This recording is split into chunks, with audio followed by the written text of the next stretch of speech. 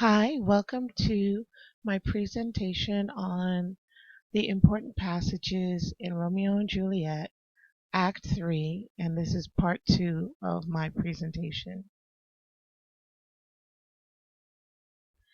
Okay, so we left off talking about Juliet unaware of the fact that Romeo has killed her cousin Tybalt on the other side of town or in the town square. And she is at home in her room, isolated, which is how we often see her, isolated, and she is just fantasizing and anticipating that she will be fully married by consummating her marriage when the night comes. So she's addressing night, which is called an apostrophe when a character speaks to something that is inanimate or someone who is not there. It is referred to as an apostrophe. So come, gentle night. Come, loving black-browed night. Give me my Romeo, and when he shall die, take him and cut him out in little stars, and he will make the face of heaven so fine that all the world would be in love with night. And as I was saying at the end of the first video, Shakespeare uses the technique of juxtaposition for contrast throughout Romeo and Juliet. He will juxtapose individuals, and those are called foils. He will juxtapose a comic scene with a tragic scene, a peaceful scene with a violent scene, as he does here. He will juxtapose images, ideas, whatever he can throughout the story. It builds tension. It keeps that story very taut, keeps the audience on their toes and engaged. Okay. Once Juliet hears that Romeo has slain her cousin, she is devastated and quite confused. So her speech is, "O serpent heart hid with a flowering face, did ever dragon keep so fair a cave? Beautiful tyrant, fiend angelical, dove-feathered raven, wolfish ravening lamb, despised substance of divinest shows, just opposite of what thou justly seemest, a damned sate, honorable villain. O nature, what hast thou to do in hell when thou didst bower the spirit of a fiend? In mortal paradise of such sweet flesh, was ever book containing such vile matter so fairly bound? Oh, that deceit should dwell in such a gorgeous palace!" So Juliet is lamenting that Romeo has done this horrible thing, and the first thing that she's wondering is, um, could such a beautiful exterior secretly hold such evil inside that it would marry her, and then destroy her cousin? So when it says, "Oh, serpent heart hid with a flowering face," that should take us back to Act 1 with the bud bit by the envious worm, which was a motif. And we see it reincarnated here with the same idea. Can something so beautiful on the outside actually be quite evil on the inside? Did ever dragon keep so fair a cave? So is there a monster inside of that beautiful exterior? Then she does something that Romeo did in Act 1 when he was confused about love. She creates a series of oxymorons. So Shakespeare is showing us how these two individuals, without knowing it, are so well suited to each other that when they are confused, they use the same type of language play, which is this series of oxymorons. And in the middle of it, she says, what is the main idea? Just opposite of what thou seemest. How can you be the exact opposite of what I thought you were? Okay, is the main idea of this particular speech.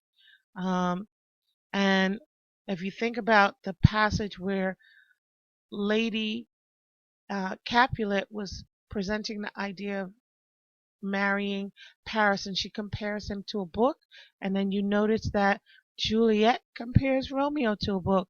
Was ever book containing such vile matter so fairly bound?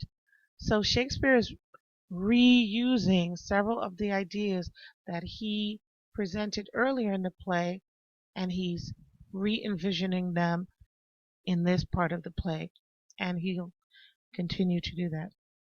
Okay?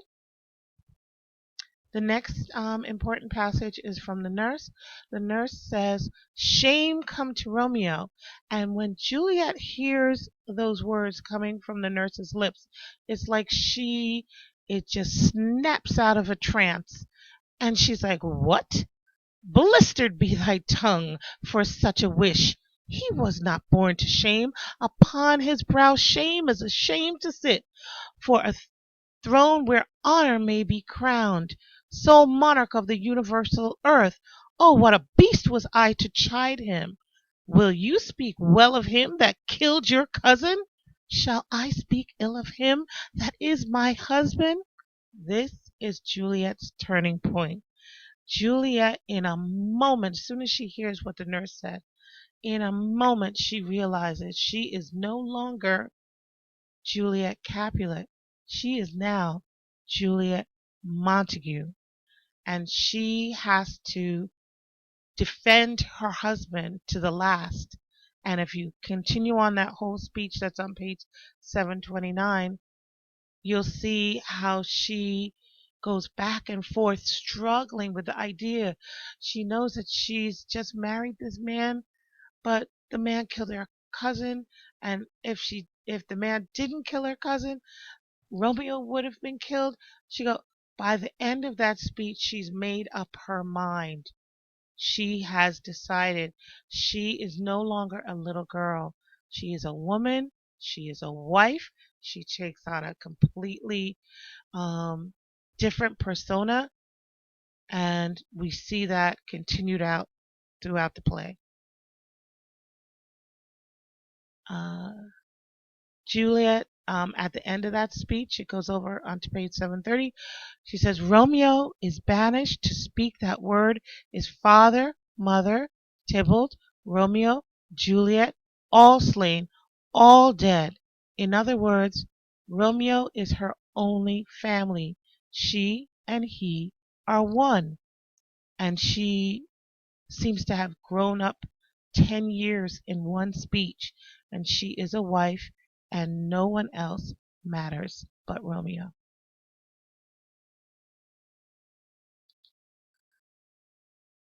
Juliet says to the nurse at the end of the speech, "Oh, find him, give this ring to my true knight, and bid him come to take his last farewell."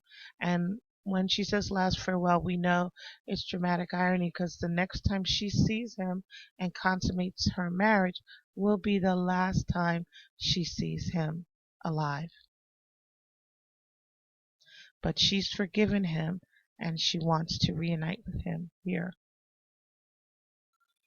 Meanwhile, at Friar Lawrence's cell, Romeo is quite distraught, and the friar comes in with what should be good news.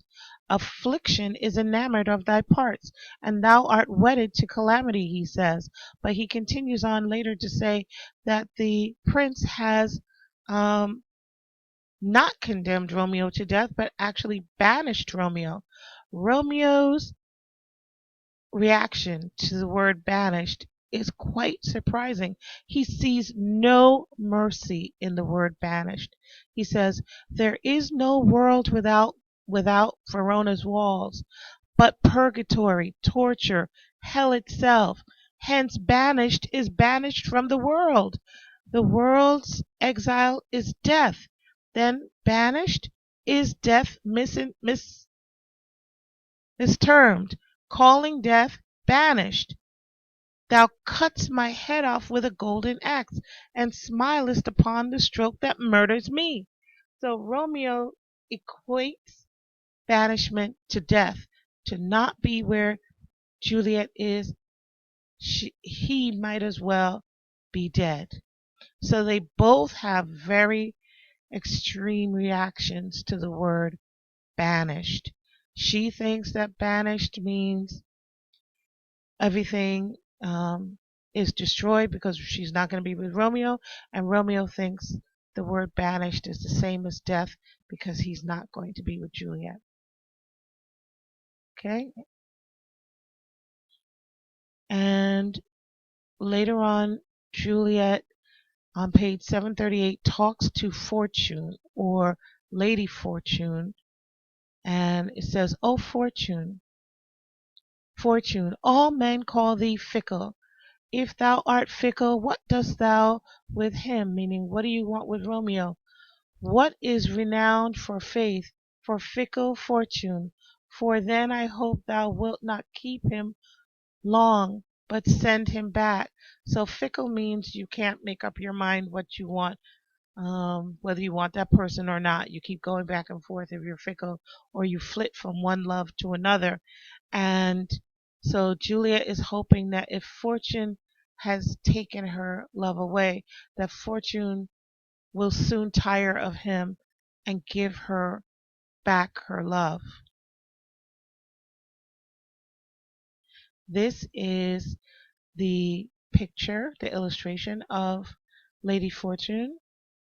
And you can see these individuals who are tied to the wheel of fortune. And as she rolls that wheel down the street, certain people are eventually crushed by it. So in life, everyone gets to be at the top, and also everyone gets to be at the bottom. Good fortune and bad fortune come to everyone. And hopefully when you're on the bottom, you don't get completely crushed. You get to come around again. But there are ups and downs in every life. And this was an Elizabethan concept. Fortuna was the goddess who controlled men's destinies. Okay. All right.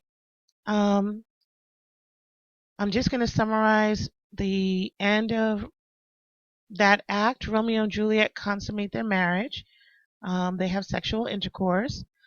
The next morning, Romeo has to get out of there because if he's caught during the daylight, he will be killed. Lord Capulet sets the wedding date for Juliet's marriage to Paris without consulting Juliet. She refuses to marry when she hears of the plans, and her father threatens to cast her into the streets for disobeying him. She is distraught. She doesn't know what to do. She plans to go to the friar to get some help. In the meantime, she also asks the nurse, what does the nurse think? And the nurse says, you should forget about Romeo. And because of that, Juliet and the nurse are emotionally separated from that point on in the story. Make sure that you read the end of the act and put your notes in and maybe did some annotations. Use the audio to help you with your comprehension and your pronunciation. And I will see you soon. Shout out to my subscribers. I hope this was help to you. And thanks to anyone else who likes this video. Okay? Bye-bye.